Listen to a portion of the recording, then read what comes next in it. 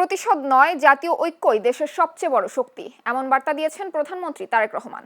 আজ রাজধানীর ওসমানী স্মৃতি মিলনায়তনে আয়োজিত স্বাধীনতা পুরস্কার প্রদান অনুষ্ঠানে প্রধান অতিথির বক্তব্যে এ কথা বলেন তিনি।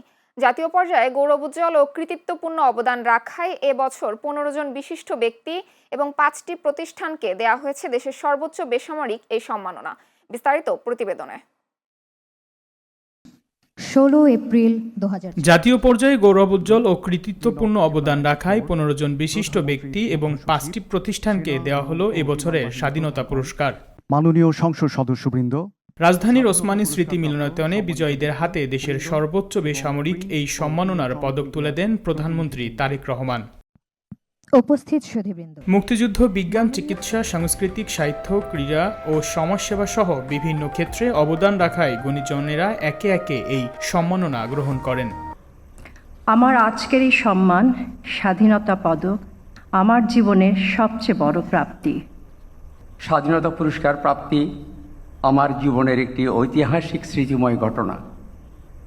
গভীর কৃতজ্ঞতা ও ধন্যবাদ মাননীয় প্রধানমন্ত্রী আপনাকে।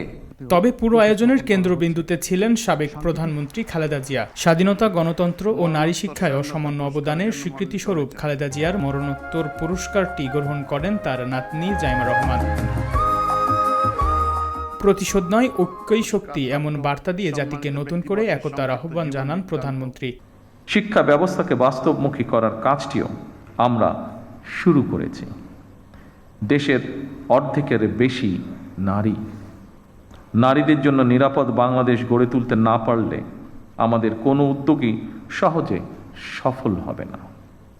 এভাবে প্রতিটি সেক্টরকে চিহ্নিত করে সরকার কর্মপরিকল্পনা বাস্তবায়নের কাজ এরই ভিতরে শুরু করেছে। স্বাধীনতা পদক প্রদান অনুষ্ঠানে দিলেন দেশ গঠনের ভবিষ্যৎ দিক নির্দেশনা, জাতীয় ঐক্যের বার্তা, উন্নয়নের অঙ্গীকার আর গুণীজনদের সম্মাননা। সব মিলিয়েই এবারের স্বাধীনতা পুরস্কার অনুষ্ঠানটি ছিল গৌরব, অর্জন আর আত্মত্যাগের স্বীকৃতি। জনগণের রাষ্ট্র পরিচালনার দায়িত্ব চ্যানেল এস নিউজ ডেস্ক।